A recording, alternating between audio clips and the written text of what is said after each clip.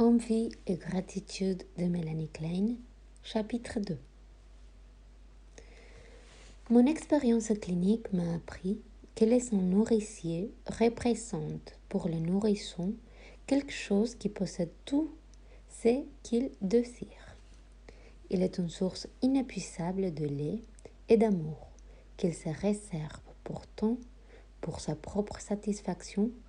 Ainsi est-il le premier objet à être envié par l'enfant. Ce sentiment ne fait qu'intensifier sa haine et sa revendication et perturbe ainsi la relation à la mère. Le forme excessive qui peut revêtir l'envie dénote que les éléments paranoïdes et schizoïdes sont particulièrement intenses. Un tel enfant peut être considéré comme malade. Dans ce chapitre, je ne parlerai que de l'envie primordiale à l'égard du sang maternel, bien différente de formes qu'elle affectera par la suite, que l'on retrouve aussi bien chez la fille qui désire prendre la place de sa mère que dans la position féminine de jeune garçon. Forme où elle ne s'attache pas uniquement au sang, mais se trouve déplacée sur la mère qui reçoit le pénis du père, qui porte des enfants dans son ventre, les met au monde et les nourrit. J'ai souvent parlé des attaques sadiques contre le sein maternel, qui naissent de pulsions destructives. Je voudrais ajouter ici que l'envie confère à ces attaques une force particulière. Lorsque je me référais au fantasme infantile qui se propose de vider avidement le sang et le corps maternel, de détruire les enfants que la mère porte en elle et de déposer dans son corps des mauvais excréments. J'anticipais sur ce que je devais nommer plus tard la détérioration envieuse de l'objet. Si nous tenons compte du fait que la privation accroît l'avidité et l'angoisse de persécution et qu'il existe dans l'esprit de l'enfant le fantasme d'un sang inépuisable, c'est là son désir le plus grand. L'on comprend de quelle façon s'installe l'envie, même si l'enfant est insuffisamment nourri. Il semble que, pour l'enfant, le sang qui le prive devient mauvais, comme s'il gardait pour son propre compte le lait, l'amour et les soins qui se trouvent associés au bon sang. L'enfant se met à haïr et à envier ces sangs avares et parcimonieux. On conçoit mieux que les sangs satisfaisants puissent être également enviés. C'est précisément la facilité avec laquelle il dispense le lait et gratifie ainsi l'enfant qui suscite l'envie, comme si ce don était inaccessible. Cette envie primitive pourrait être revécue dans la situation transférentielle. Prenons un exemple. L'analyste vient de donner une interprétation ayant soulagé la détresse du patient qui, dès lors, reprend confiance.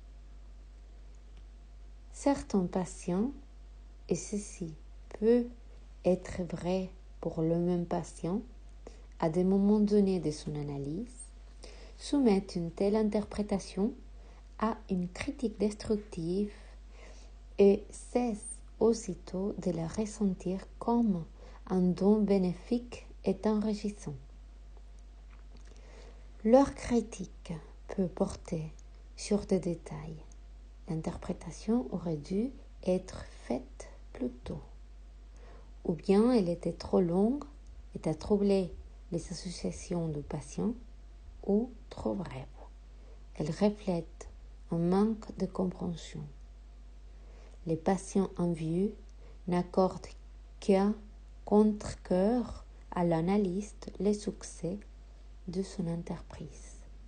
S'ils sentent que l'analyste et l'aide qu'il apporte se trouvent détériorés et dévalorisés du fait de sa critique envieuse, il lui devient impossible d'introjecter l'analyste en tant que bon objet ou d'accepter et d'assimiler ses interprétations avec une conviction suffisante. Une conviction réelle, telle qu'elle apparaît chez les patients moins envieux, comporte un sentiment de gratitude pour les dons reçus. Le patient envieux peut encore se sentir indigne de bénéficier de l'analyse. Il est coupable d'avoir déprécié l'aide qu'il lui fut prodiguée. Il va sans dire que son patient nous critique pour diverses raisons, dont certaines sont justifiées. Mais le besoin qu'éprouve un patient de dévaloriser le travail analytique dont il vient de ressentir l'utilité est l'expression même de l'envie. Grâce au transfert, nous découvrons la racine de l'envie lorsque nous pouvons ramener les situations émotionnelles vécues à des stades précoces jusqu'à la situation primordiale. La critique destructive est particulièrement évidente et ouvertement exprimée par les patients paranoïaques qui trouvent un plaisir sadique à dénigrer le travail de l'analyste malgré le soulagement qu'il leur procure. Avec d'autres patients, bien que la critique joue un rôle tout aussi important, elle demeure implicite, voire inconsciente. L'expérience m'a montré que, dans ces cas, la progression de l'analyse se trouve ralentie par l'envie. Les doutes et les incertitudes persistantes quant à la valeur de l'analyse viennent de ce que le patient a sondé la partie envieuse, hostile de son choix et présente constamment à l'analyste certains aspects qu'il croit plus acceptables. Cependant, cette partie clivée exerce une influence considérable sur le cours de l'analyste, qui, en fin de compte, ne devient vraiment efficace qu'en aboutissant à l'intégration et en s'adressant à la personnalité globale. D'autres patients cherchent à éviter la critique en étant confus. La confusion n'est pas seulement une défense, elle reflète aussi un certain doute. L'analyste demeure-t-il une bonne image? Ou au contraire, l'analyste et l'aide qu'il apporte ne sont-ils pas devenus mauvais pour avoir été soumis à la critique hostile du patient? Cette incertitude peut être rattachée aux sentiments de confusion qui sont une des conséquences d'une perturbation survenue au cours de la toute première relation au sein maternel. L'enfant qui, de par l'intensité des mécanismes paranoïdes schizoïdes et la force de son envie ne parvient pas à départager l'amour de la haine et par conséquent à maintenir une séparation entre les bons et les mauvais objets. Confondra par la suite, dans d'autres situations, ce qui est bon et ce qui est mauvais. C'est ainsi que l'envie et les défenses qui s'y opposent jouent un rôle important dans la réaction thérapeutique négative. Elles se surajoutent aux facteurs décrits d'abord par Freud, puis par Joan Rivière.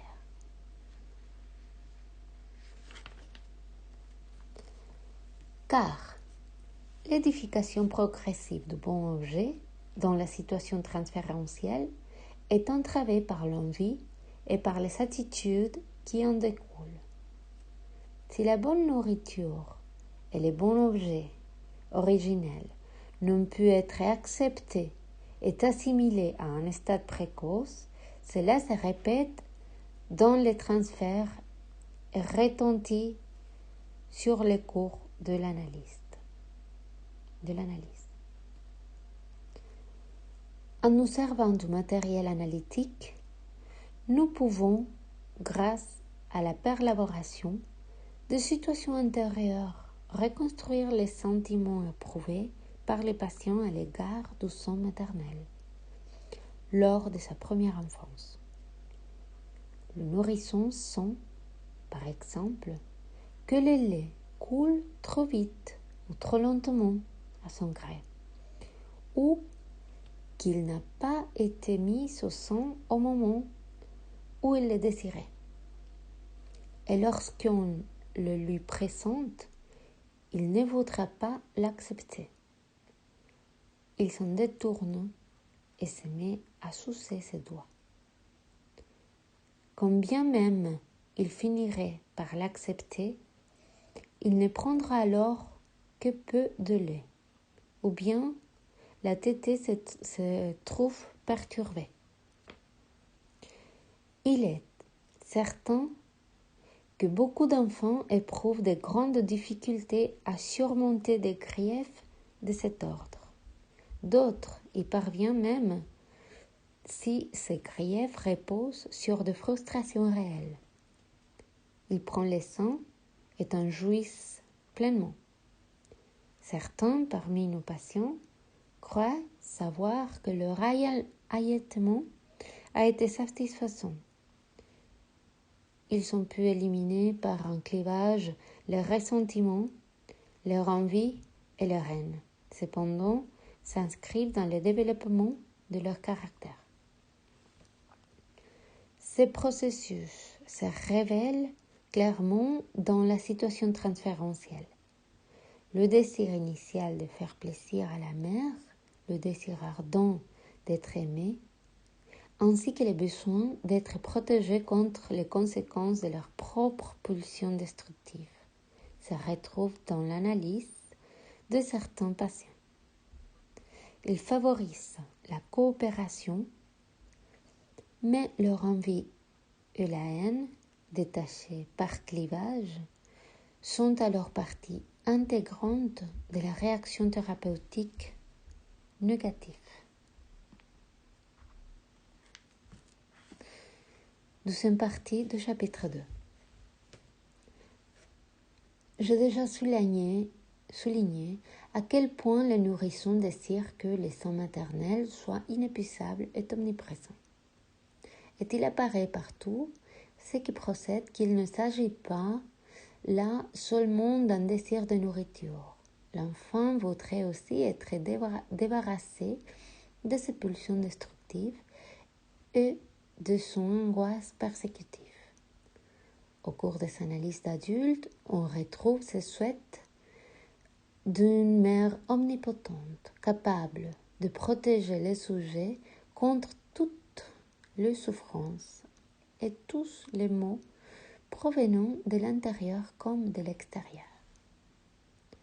Remarquons à ces propos, en passant, que les nouvelles méthodes d'alimentation assurément moins stricte et mieux adaptée que celle qui soumettait l'allaitement à un horaire rigide, ne saurait pour autant éviter complètement les difficultés de l'enfant, car la mère est incapable d'éliminer toutes les pulsions destructives et toute l'angoisse persécutive du nourrisson.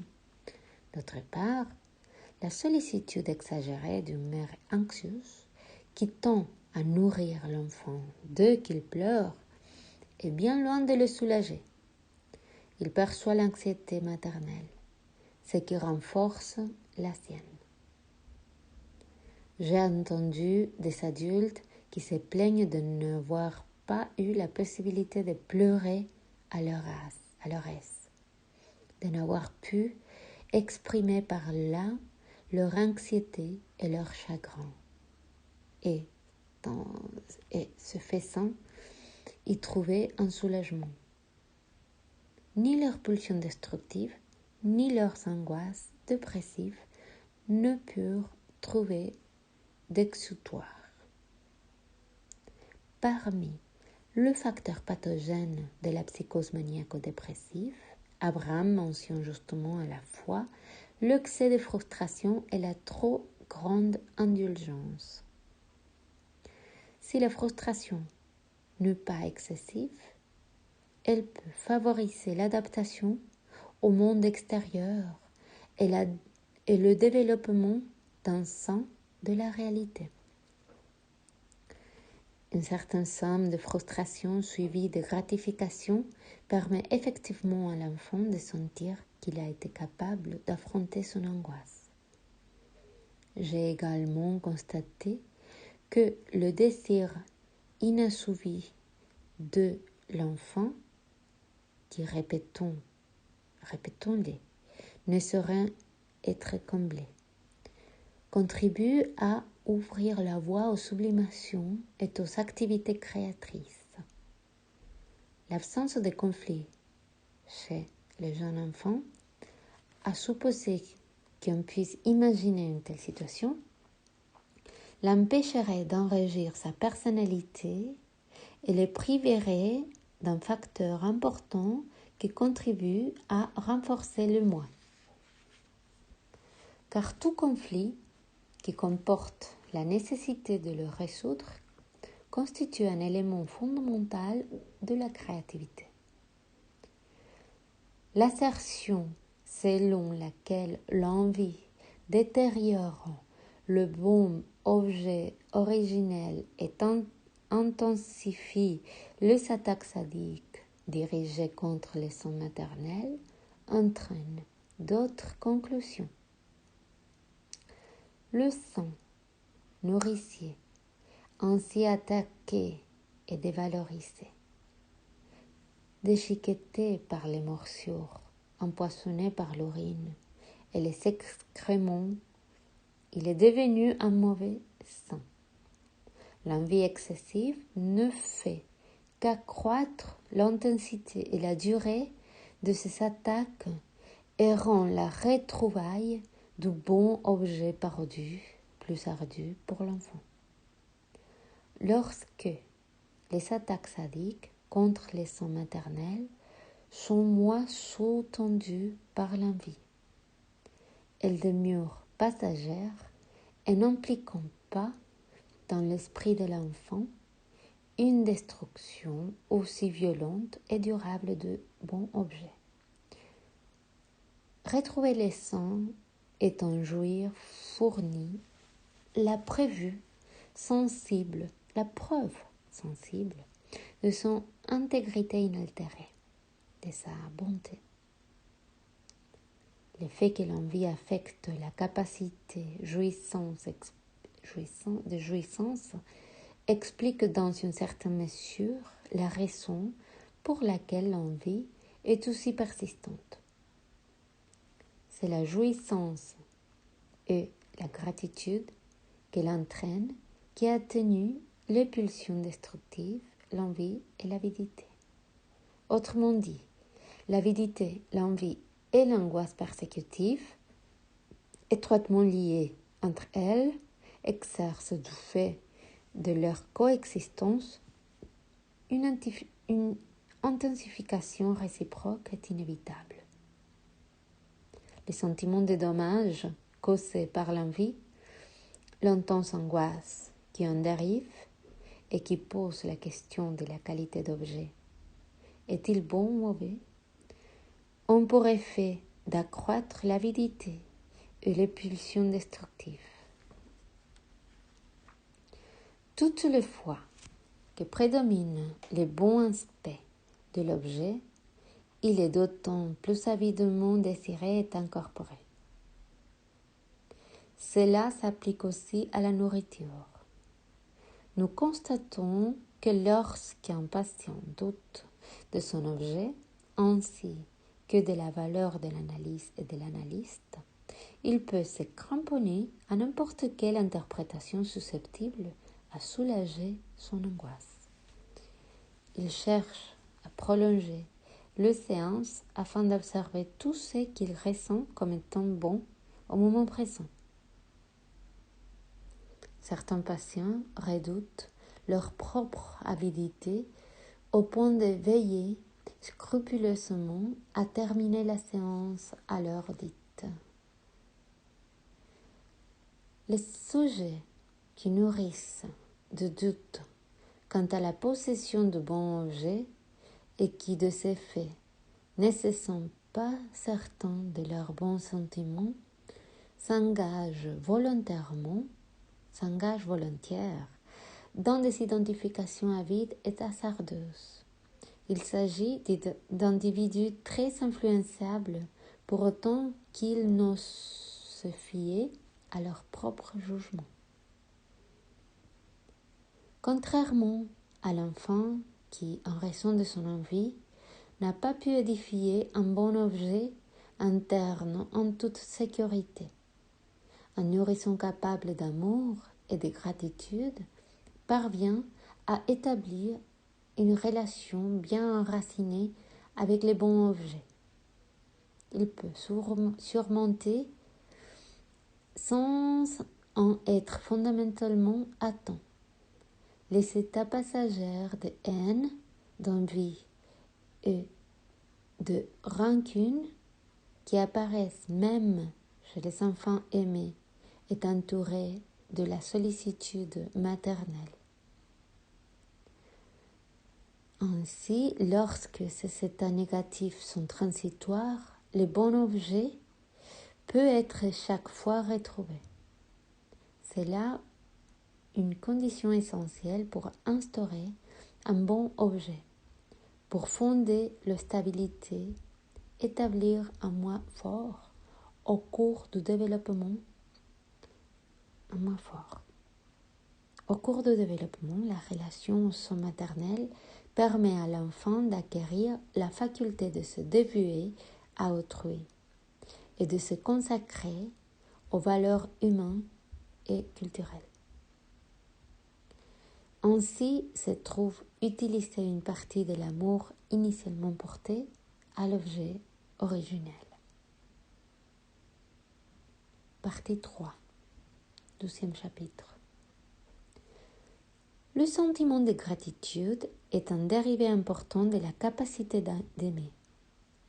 Il est essentiel à l'édification de la relation au bon objet et nécessaire à la reconnaissance de ce qu'il y a de bon chez les autres et chez soi-même.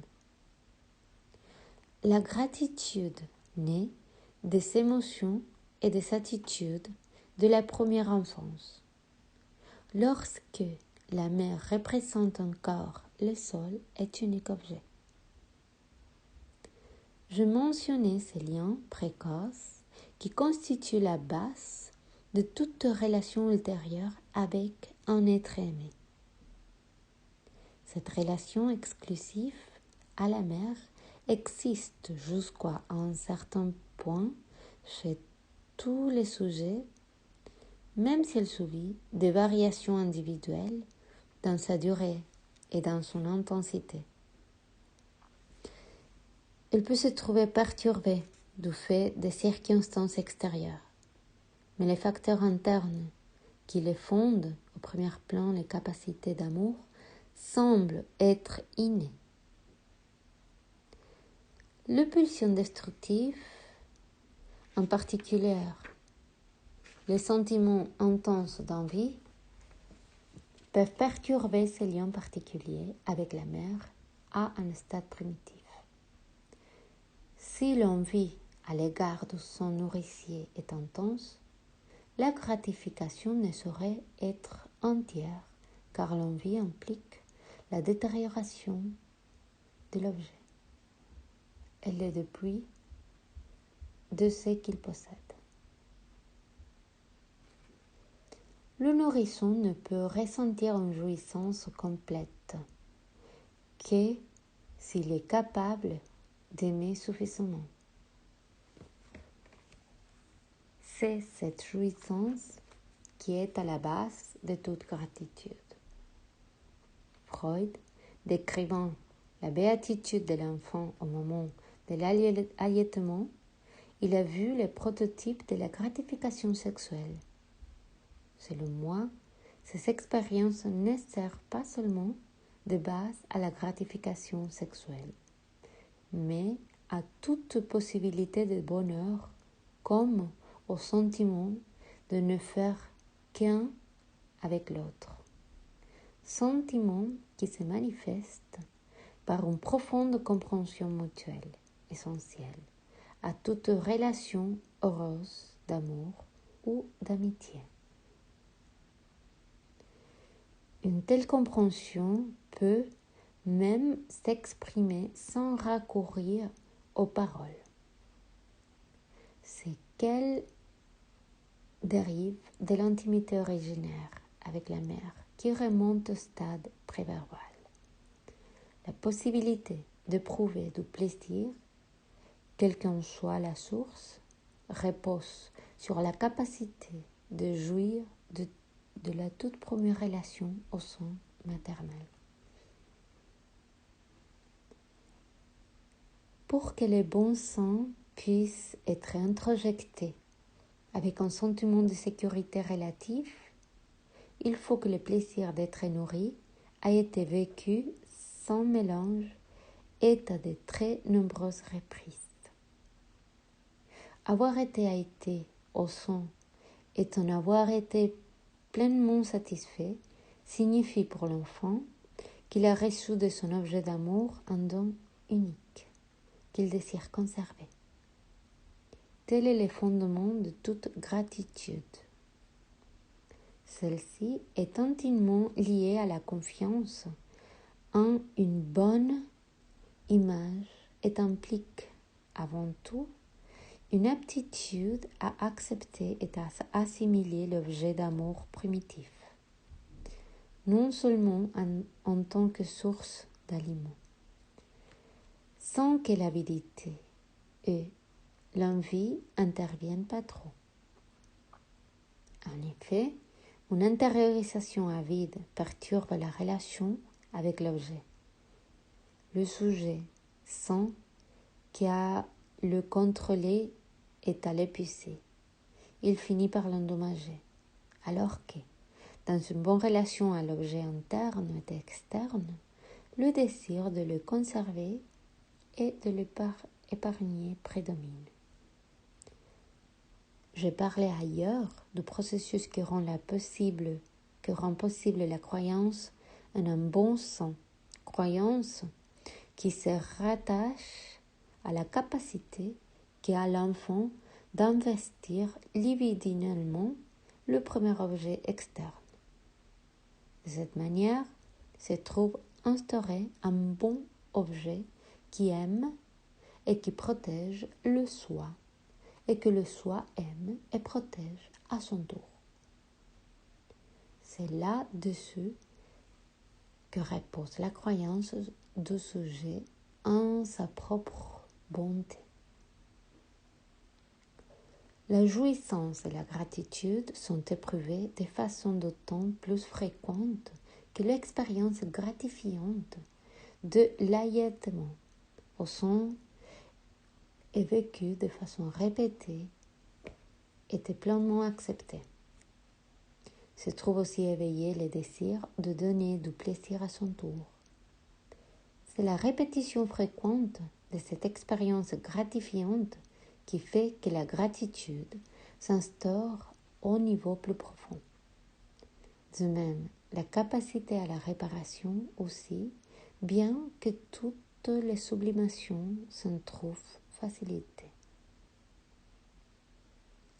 Grâce au processus de projection et grâce à la richesse intérieure prodiguée et réintrojectée, il se produit un enrichissement et une expansion du moi. De cette façon, la possession d'un objet interne se trouve chaque fois réaffirmée. La gratitude est étroitement liée à la générosité. Par l'assimilation du bon objet, la richesse intérieure est accrue. L'individu devient capable de partager ses dons avec autrui. Un monde extérieur plus amical peut être introjecté et entraîne ainsi un sentiment d'enrichissement. Que la générosité ne soit pas toujours suffisamment appréciée n'affaiblit pas nécessairement la capacité de donner. En revanche, certains sujets n'ont pas su acquérir un sentiment de force et de richesse intérieure suffisante.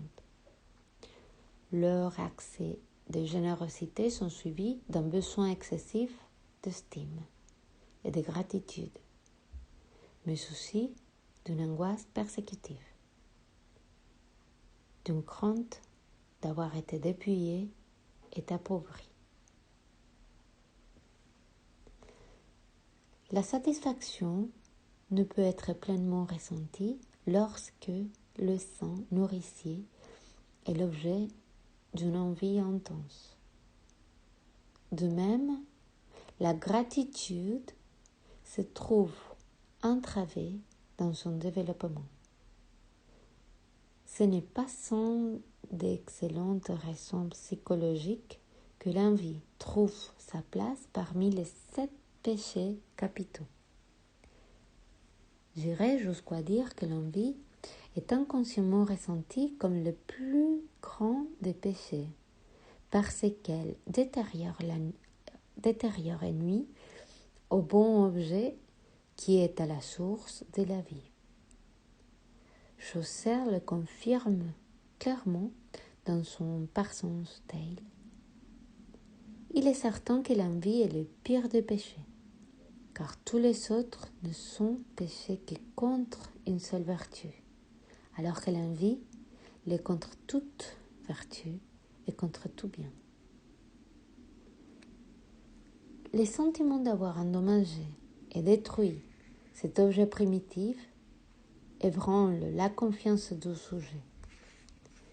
Il doute de sa sincérité dans ses relations ultérieures, de sa capacité d'aimer et d'éprouver la bonté. Il arrive souvent que les manifestations de la gratitude soient motivées par des sentiments de culpabilité plutôt que par une capacité d'amour. Il importe de bien distinguer de tels sentiments de culpabilité et la véritable gratitude, même si la gratitude la plus sincère n'est pas exempte de toute trace de culpabilité. Je peux constater que de modifications caractérielles importantes qui, à les examiner de près, se présentent comme une détérioration du caractère, surviennent plus volontiers chez les individus qui n'ont pas réussi à instaurer leur premier objet avec une sécurité suffisante et qui se montrent incapables de maintenir leur gratitude à son égard. Lorsque, pour des raisons internes ou externes, l'angoisse persécutive croît chez de tels sujets. Ils perdent complètement leur bon objet primitif, ou plus exactement, ses représentants substitutifs, qu'il s'agisse de personnes ou de valeurs humaines. Le processus qui sous-tend cette modification constitue un retour régressif à des mécanismes précoces de clivage et de désintégration.